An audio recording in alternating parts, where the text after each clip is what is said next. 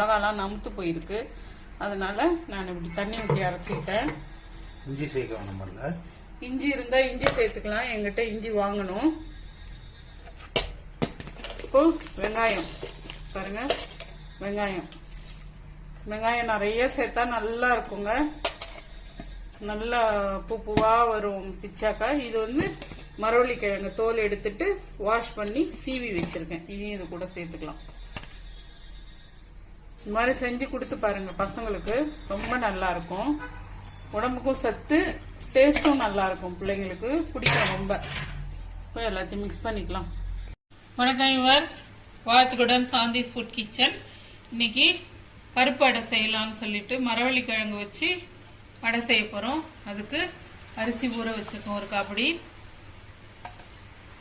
காப்படி பருப்பு, தோரம் பருப்பும் கடலை பருப்பும் ஊற வச்சிருக்கேன்.